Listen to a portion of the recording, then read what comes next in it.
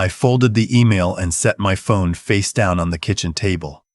I did not call her. I made coffee instead. The old percolator that my wife bought at a garage sale in 1987. The one my daughter had told me 3 times to throw away. I let it run its full cycle, listened to it bubble and hiss, and I stood at the window watching the oak tree in my backyard drop its leaves onto the grass I had mowed just 4 days ago. Her email had been 11 sentences long. I counted. The subject line said, "Dad, we need to talk about some things." People who love you do not put "some things" in a subject line. They call. They show up. They sit across from you at a table, and they look you in the eye and they say the hard thing out loud, the way hard things are supposed to be said. My daughter typed 11 sentences into a device she was holding on the couch 23 miles from my house, and she hit send. And then I imagined she put the phone down and felt relieved. I read it twice. Then I folded it the way you fold something you are putting away for later. My name is Robert. I am 68 years old.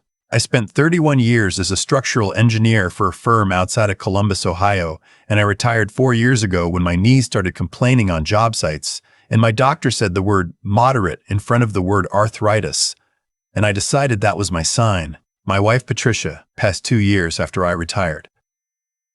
Pancreatic cancer, which is the kind that does not give you much time to argue with it. We had 40 years together, Patricia and I. 40 years is a long time to share a life with someone, and then one Tuesday in October she was gone, and I came home to a house that still smelled like her shampoo, and I sat in the kitchen for a long time that evening, not making coffee. My daughter Diana is 39. She teaches 3rd grade at an elementary school in Westerville. She married a man named Mark 6 years ago. Mark works in logistics for a distribution company. He is the kind of man who talks about his opinions the way other men talk about facts. When Diana first brought him to Thanksgiving, he spent 40 minutes explaining to me why my retirement portfolio was structured incorrectly. I smiled and passed him the green beans. They have 2 children, my grandchildren. Sophie is 7 and Owen is 4. Sophie has Patricia's eyes. That particular shade of gray-green that I used to say looked like the Ohio River on a cloudy morning. Owen has a laugh that starts in his whole body before it reaches his face. I drove to Westerville every Saturday morning to see them. Ever since Patricia passed, it was the arrangement that made sense. Diana was busy with school and 2 young children and a husband who traveled for work sometimes, and I was 66 years old with a clean calendar and a percolator and a lawn that took me 40 minutes to mow. I never thought of it as an arrangement. I thought of it as being their grandfather. After Patricia died, I sold the house in Dublin, where we had lived for 22 years, and I bought a smaller place in Westerville, 8 minutes from Diana's house. It made sense at the time. Diana said it made sense. She stood in my living room on moving day and said, "Dad, I'm so glad you're close." And she hugged me with both arms, and I believed her because why would I not believe her? I paid for a new roof on their house 14 months after I moved. The old one was losing shingles, and I could see from the driveway that 2 of the seams were compromised, and Mark had mentioned the quotes he'd gotten and winced at the numbers. And I said I would take care of it because I could take care of it. $22,000. I wrote a check, and I did not think about it twice. I paid for Sophie's private kindergarten because the district school had a wait list, and Diana had found a Montessori program she was excited about. $11,000 for the year. I watched Sophie come home talking about practical life exercises, and I thought it was worth every cent. When Mark's car needed a transmission, I told him to get it fixed and send me the receipt. $3,100. He thanked me over text and used a thumbs-up emoji at the end. I watched Owen on Tuesday and Thursday afternoons, so Diana didn't need after-school care. I picked him up, fed him lunch, let him watch 1 episode of whatever cartoon he was obsessed with that month, and we would do puzzles on the floor of my living room until Diana came by at 5:30. Owen called me Pop. He still does. He has never called me anything else. I'm telling you these things not to make a list of my generosity. I'm telling you so that when you read what came next, you understand the full shape of it. The email arrived on a Wednesday morning in March. "Dad, we need to talk about some things. Mark and I have been doing a lot of thinking about our family boundaries lately. We've been working with a therapist, and we've realized that we need more space to grow as our own family unit. We love you, and we appreciate everything you do. But we feel like the Saturday visits have started to feel like an obligation instead of a choice, and that's not healthy for any of us. We also want to be honest that some of the financial help has made things complicated. We feel like it creates an imbalance that affects our relationship in ways that are hard to explain. We'd like to try doing things on our own for a while. We think it would be good to take a break from the weekly visits. Maybe we can figure out a new rhythm that works better for everyone. We just need some space to breathe. We hope you understand. We love you, Dad. I read it twice. Then I folded it. The therapist they were working with had taught them a specific vocabulary. I could hear it in the sentences. Boundaries, family unit, imbalance, rhythm. These were the words people used when they wanted to say something unkind and needed it to sound clinical. My daughter was a school teacher. She knew how to say hard things directly. She had learned, apparently, a different way.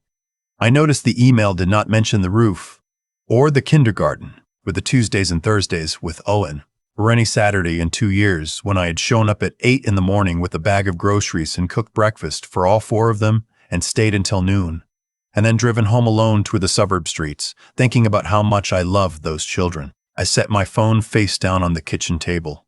I made coffee, and I thought about what Patricia would have said. She would have sat across from me at this same table, held her mug with both hands the way she always did, and she would have been quiet for a moment. Patricia had always been quiet before she said the true thing. Then she would have looked at me and said, "Robert, you already know what you're going to do. You just haven't decided to do it yet." She was right, the way she was always right. Even now, 2 years after I lost her, I knew what I was going to do. I did not respond to the email that day, or the next day. I had a cousin named Frank who lived in Flagstaff, Arizona, someone I had not seen in 11 years.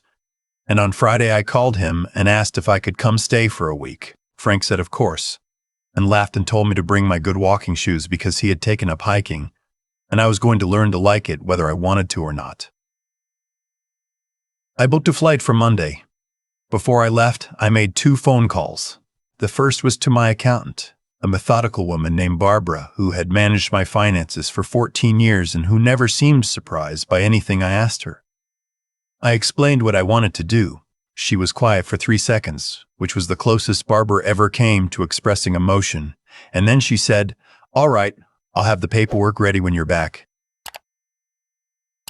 The second call was to my attorney. His name was Gerald, and we had gone to college together, and he had handled my estate planning after Patricia passed. I told him I wanted to update a few things. He asked if everything was okay. I told him everything was fine. I just wanted to make sure my affairs were in order. Both calls took less than 20 minutes combined. Then I packed a bag, set my mail to hold, and left for Flagstaff. Frank made me hike 4 miles on my first morning. I complained for the first mile, and then something happened around mile 2, somewhere on a red rock trail with the Arizona sky overhead, a color of blue I had forgotten existed, and I stopped complaining. I started looking at things instead. The way the light hit the canyon walls, a hawk turning slow circles above the ridge. My own breathing, which had been shallow for a long time without my noticing. I did not check my phone very much that week. Diana texted on Thursday, "Hey Dad, hope you're doing okay. Let us know if you need anything." I read it and put my phone in my jacket pocket, and Frank and I went to find a diner he liked that had, he claimed, the best green chile stew in the state of Arizona. He was not wrong. I thought about Sophie's gray-green eyes and Owen's whole-body laugh, and I missed them the way you miss something true. But I also thought about 11 sentences in an email and a subject line that said some things, and the word imbalance used by a man who had handed me a receipt for his transmission repair without once saying thank you to my face. I stayed for 10 days instead of 7. Frank did not seem to mind. When I got back to Westerville, I met with Barbara first and then with Gerald, and I signed the papers they had prepared. I am not going to go through every detail here, but the short version is this. I restructured how my assets were held. I adjusted my estate documents, and I made sure that everything was arranged the way I intended it to be arranged, on my terms, clearly and legally, with no ambiguity. I also did one other thing. The small house I owned 3 blocks from Diana's street, the one I had bought as a rental property 8 years ago and had been renting to them at significantly below market rate for the last 2 years, because they had asked me to hold it for them while they saved for a down payment. I listed it with an agent at full market rate. I gave them 60 days notice in writing, polite and clear.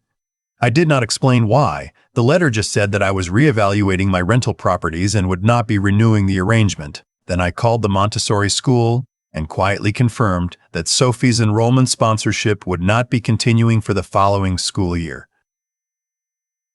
I asked them to inform the family directly, and on Tuesday afternoon, I did not go pick up Owen. I want to be careful here about how I tell this part, because I did not do any of this out of anger. I want you to understand that there was a version of me, maybe a younger version, maybe a version that had not watched my wife take her last breath in a hospital bed while I held her hand, who might have done these things in a fury, who might have made phone calls and said things that could not be unsaid. I did not do it in fury. I did it the way I had always done the most important decisions in my life, the way I had learned from 31 years of structural engineering, carefully, with full attention to what was load-bearing and what was not, and with the understanding that what you remove from a structure matters as much as what you put in. I took a walk every morning. I tended the garden I had been neglecting. I called Frank twice a week and he made me laugh. I found a woodworking class at the community center on Thursday evenings, beginner's level, taught by a retired shop teacher named Jean who had hands like old roots and no patience for sloppy joints. And I loved it immediately. I started sleeping through the night, something I had not done consistently in 2 years. I did not call Diana. I did not call Mark. I waited. She called me on a Sunday, 5 weeks after I came back from Flagstaff. I was in the garage working on a small side table I was building for Jean's class, and my phone buzzed on the workbench. Diana's name on the screen. I set down the sandpaper and looked at it for a moment. Then I answered. She did not start gently. Dad, Sophie's school sent us a letter saying the sponsorship is ending. What is going on? I told her I had made some adjustments to my finances. What kind of adjustments? And what about the house? We got a notice from your agent. Dad, we have 2 kids. We can't just, we were counting on that arrangement. I know, I said. I don't understand. Did we do something wrong? I let the question sit in the air for a moment. Outside, a cardinal landed on the fence post and looked around with that quick, alert way cardinals have, then flew off again. I said, Diana, you sent me an email in March telling me you needed space. I'm giving you space. She was quiet. I said, you told me the financial help was creating an imbalance. I agreed with you. So I've stepped back. That's not what I meant, she said, and her voice had changed. Smaller. What did you mean? I asked.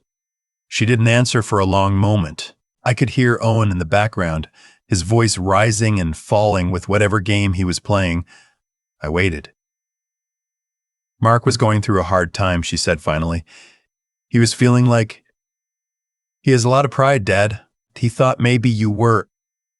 He felt like you were reminding him that he couldn't provide. I thought about that. I thought about Mark and his opinions delivered as facts and the thumbs-up emoji after the transmission repair, and 11 sentences in a clinical vocabulary that was not my daughter's vocabulary. Diana, I said, I love you.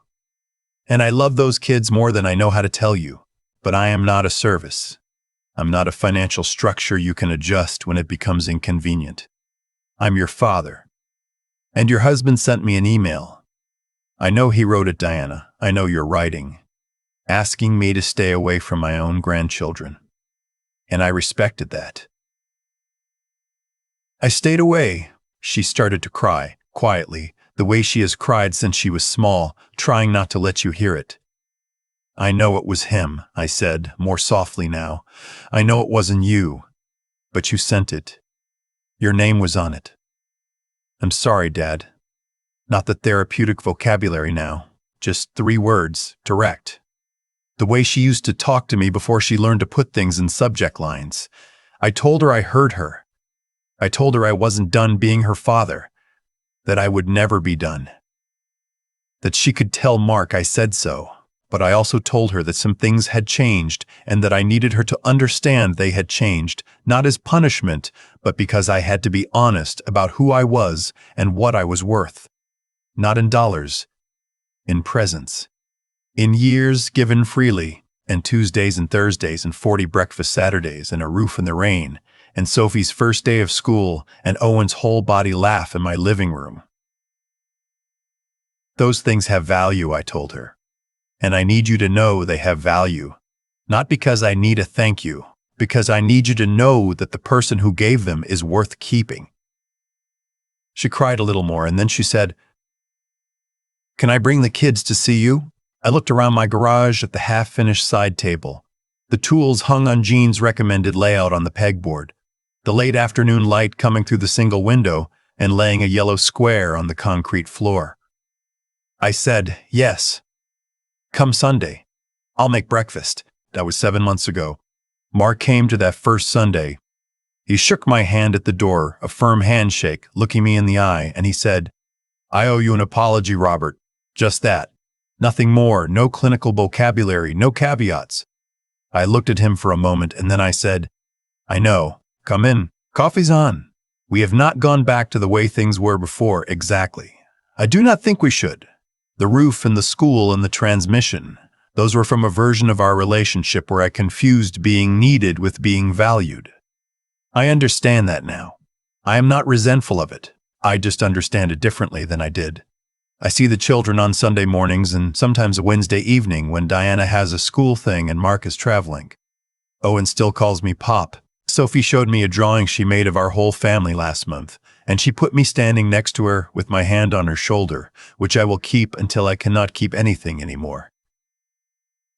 I finished the side table. Jean said the joints were nearly perfect and docked me half a point for a slight gap on the left rear leg that I honestly think was within acceptable tolerance. But Jean does not believe in acceptable tolerance, and that is why he is an excellent teacher. I still make coffee in the old percolator. I still watch the oak tree in the morning.